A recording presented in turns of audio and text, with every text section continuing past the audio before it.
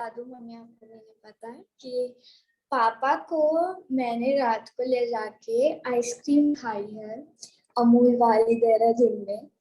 और मेरे क्या हुआ, मैंने चाटी जैसे मेरी जीभ चिपक गई उस पे और मैंने ऐसे जोर से खींचा, मेरे अल्सर हो गए नीचे, मुझे तो दर्द हो गया। मैंने पापा को बोला, पापा ने कहा और खाओ आइसक्रीम।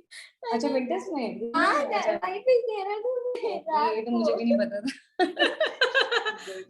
हाँ नानी जो थी नहीं उस समय, मैंने कहा मैं अकेले रह लूंगी, आप कोरल सबको लेके चले जाओ, मैं रह लूंगी अकेले, नानी फिर ट्रेन से आ जाएंगे यहाँ पे। सो नानी She doesn't want to go there, इसको यही अच्छा लगता है, ये मुंबई से जाना ही चाहती है। इसको हम लोग पिटाई करके ले जाना पड़ेगा मुझे, नहीं तुम्हें चलना पड़ेगा, मैं अकेले भी छोड़ूंगी। हर बार तो शूटिंग का बहाना होता है। अब की बार कोई शूट नहीं था, उसके बाद भी शी वांट मेरे को यहीं स्टे करना है। इसकी एक्चुअली फ्रेंड सर्कल है यहाँ पे और काफी लोग हैं यहाँ पर। इसका एक सिस्टम है, एक टाइम टेबल बना हुआ है, तो बच्चे अपने जोन से बाहर जाना पसंद नहीं करते हैं। और मेरे एग्जाम आने वाले थे, सो मम्मा के भी एग्जाम आने वाले थे, 15 जन की डॉक्टरी एग्जाम शुरू हो रही थी।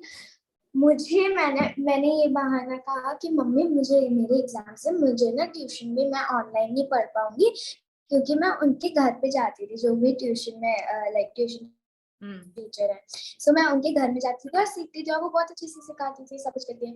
बट ऑनलाइन में मुझे बिल्कुल कुछ समझ नहीं आता है। मेरी मम्मी ने हल्ला मचाया, तू ऑनलाइन ही सीखेगी तो सब कुछ करेगी, मैं मैम को बोल दूंगी, सब कुछ करूंगी। जाना ही पड़ा, बाद में जाना ही पड़ा। मम्मी है। तो कितना मजा किया आपने, राफ्टिंग में नहीं जाते तो राफ्टिंग कैसे करते? हाँ ये भी है ना, पर जब मैं नहीं होती तब तो राफ्टिंग होती ही नहीं। तो और आप जू भी गए थे ना, मैंने एक जू वाला वीडियो भी देखा था। हाँ जू में तो मैं अपने सबके कजिन्स के साथ गई थी। नहीं प्रवेश के साथ भी तो गए थे, वो एलिफेंट इसके लिए बात कर रहे हैं। कौन सी वाली जू की? हमारे दो ब्लॉग हैं जू के, प्रवेश के साथ। हाँ हाँ उसी मैंने वही देखा था, किसी ने डाला था।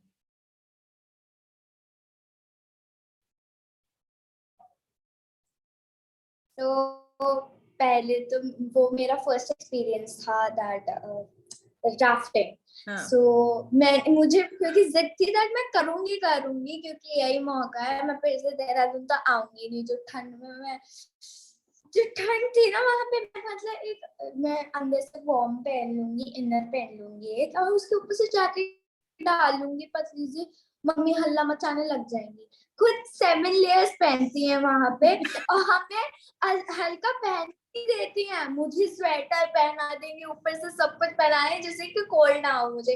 भाई मुझे नहीं होता कोल्ड। अच्छा होता है ना विंटर्स में, आप बच्चों को बोलते पहन लो, तो जितना भी पहना होता है उसके ऊपर भी और पहन लो।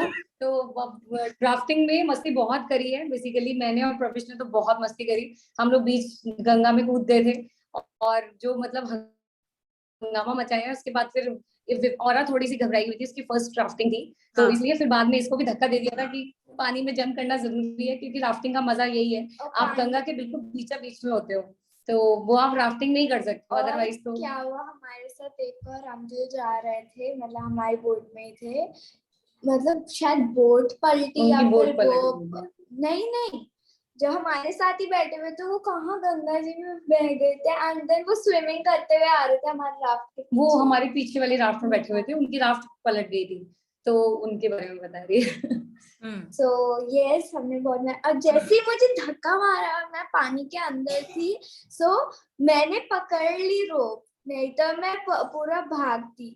मैं पूरा वहां पे फ्लो जा रहे थे, सब कुछ हो रहा था, मैंने रोप पकड़ी और पूरा ना मेरे पैर सुन्न हो गए अंदर पानी में, वैसे पैर ही थे, और मुझे महसूस नहीं होता मैं पैर पीछे जा रहे हैं कि आगे जा रहे हैं, मैं जितना भी हिला रही हूँ।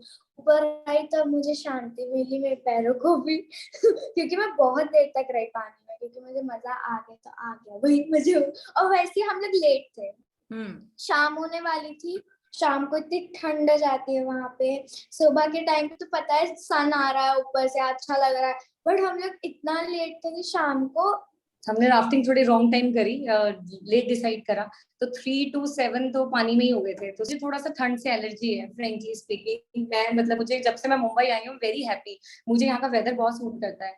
और वहां मैं बिल्कुल जाना पसंद नहीं करती हूँ, सिर्फ बिकॉज ऑफ विंटर। हाँ। और टाइमिंग कुछ ऐसी होती है कि हमें काम कुछ विंटर में ही आते हैं, तो हमें विंटर में जाना पड़ता है। तो मैं जितने दिन वहां रहती हूँ, मैं रोज कहती हूँ कल मुंबई चले, प्लीज मुझे कोई मुंबई ले जाओ, मुझे कोई मुंबई छोड़ाओ। मतलब हम लोग यहाँ सोच के आए थे कि खाली हम सीरियल करने आ रहे हैं, लेकिन अब मुंबई के मैग्नेट ऐसा है कि हमें ऐसा पकड़ा है उसने कि अब जो यहाँ का चस्का लगा है, मन ही नहीं करता जाने का।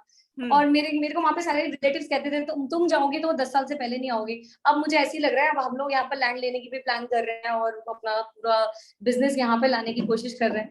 तो आई थिंक हम लोग प्रॉपर तरह से सेटल्ड हो गए हैं, और यहाँ भी पूरी मस्ती होती है, वहां पर एडजस्ट हो ही जाता है किसी भी तरह से। बिल्कुल बिल्कुल।